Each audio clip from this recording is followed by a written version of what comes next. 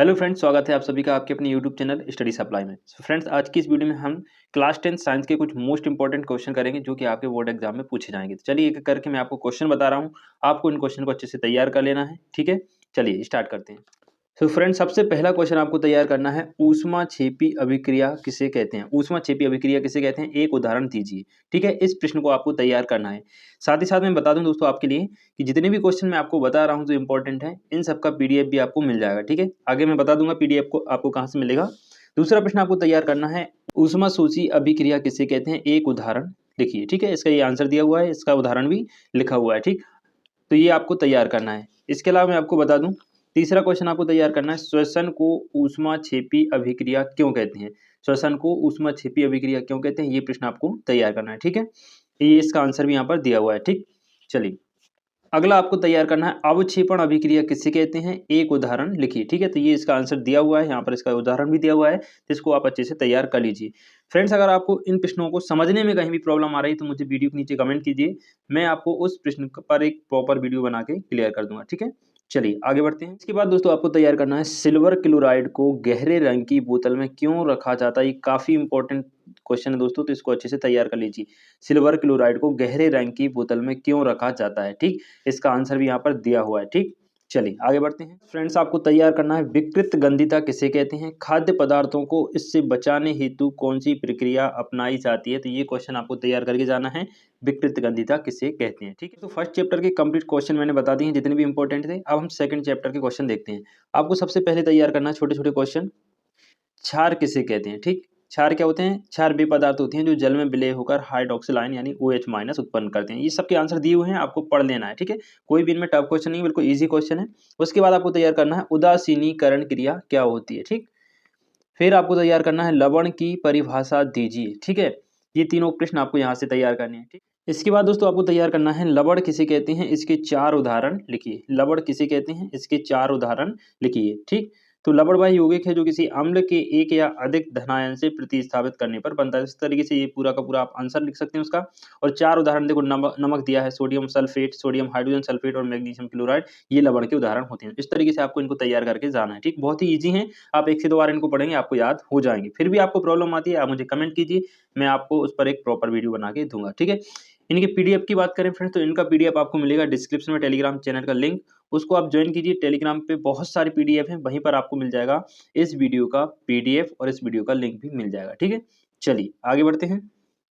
अब अध्याय 3 की बात करते हैं। अध्याय 3 के जितने भी महत्वपूर्ण प्रश्न हैं उन सभी को मैं आपको बता रहा हूँ, ध्यान से देखिएगा।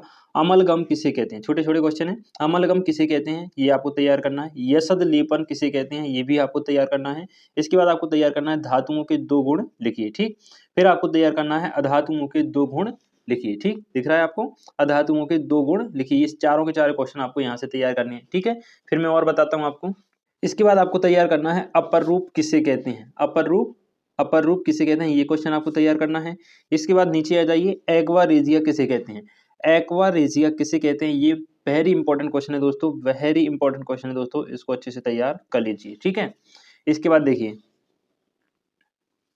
फिर आपको तैयार करना है, वर्जन किसे कहते हैं। ये भी काफी इंपॉर्टेंट क्वेश्चन है दोस्तों, ये सारे ही प्रश्न इंपॉर्टेंट है, इनको आप बिल्कुल तैयार करके जाइएगा। ठीक, वर्जन किसे कहते हैं। इसके बाद आपको तैयार करना है, निस्तापन किसे कहते हैं, ये क्वेश्चन आपको तैयार करना है। ठीक, इसके बाद आपको तैयार करना है, उभयधर्मी ऑक्साइड क्या होती हैं, 2 उभयधर्मी ऑक्साइडों के उदाहरण लिखिए। ठीक है, ये क्वेश्चन आपको तैयार करके जाना है। चलिए आगे बढ़ते हैं। इसके बाद आपको तैयार करना है, संक्षारण से बचाव के उपाय लिखिए। ठीक है, तो ये यहाँ पर दिया हुआ है, सदलेपन के द्वारा, पेंटिंग के द्वारा ये संक्षारण से बचाव के उपाय होते हैं, तो इनको आप एक बार पढ़ के जरूर जाइएगा। ठीक है फ्रेंड्स, अब हम देखते हैं अध्याय 4 के प्रश्न। 3 अध्याय तक के मैंने सभी में इंपॉर्टेंट क्वेश्चन आपको बता दिए हैं, तो अब ध्यान से देखिएगा। सबसे पहला प्रश्न आपको तैयार करना है, सहसंयोजी आबंध किसे कहते हैं, कार्बनिक यौगिकों के मध्य किस प्रकार के आबंध होते हैं, ये क्वेश्चन आपको तैयार करना है। उसके बाद आपको तैयार करना है, हाइड्रोकार्बन क्या है, उदाहरण देकर समझाइए। वेरी वेरी इंपॉर्टेंट क्वेश्चन है दोस्तों, वेरी इंपॉर्टेंट क्वेश्चन है, इसको तैयार करके जाइएगा। ठीक है, इसके बाद आपको तैयार करना है, साबुन तथा अपमार्जक में कोई 2 अंतर लिखिए। ठीक है, साबुन और अपमार्जक में क्या 2 अंतर होते हैं वो आपको लिख के जाना है, याद करके जाना है। ठीक है, फिर मैं आपको बता रहा हूँ, डिटर्जेंट साबुन की अपेक्षा अधिक सफाई कारक हैं, अधिक अच्छे सफाई कारक हैं, क्यों? ये प्रश्न भी आपको तैयार करके जाना है, ठीक है। ये सभी प्रश्न काफी इंपॉर्टेंट है। अगला प्रश्न देखिए, किण्वन किसे कहते हैं? किण्वन अभिक्रिया को रासायनिक समीकरण सहित लिखिए। ये क्वेश्चन दोस्तों सबसे महत्वपूर्ण है, अभी तक का जितने भी क्वेश्चन बताए सबसे इंपॉर्टेंट यही है, क्योंकि दोस्तों ये कई बार पेपर में पूछा जा चुका है ना, कई बार पूछा जा चुका है।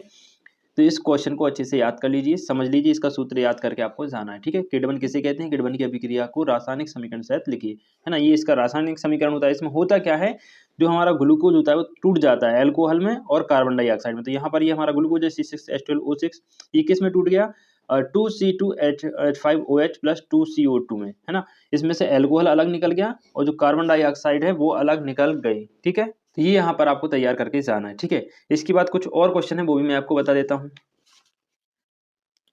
इसके बाद दोस्तों आपको तैयार करना है, अपर रूपता किसे कहते हैं? कार्बन के दो अपर रूपों के नाम लिखिए, ठीक है। तो आप जानते हैं कार्बन के दो अपर रूप, एक होता है हीरा और दूसरा होता है ग्रेफाइट, ये याद करना है। और अपर रूपता किसे कहते हैं ये भी आपको याद करके जाना है। इसके बाद आपको तैयार करना है अगला क्वेश्चन, श्रृंखलन किसे कहते हैं? ये भी काफी इंपॉर्टेंट क्वेश्चन है। श्रृंखलन किसे कहते हैं? 2 उदाहरण दीजिए, ठीक है।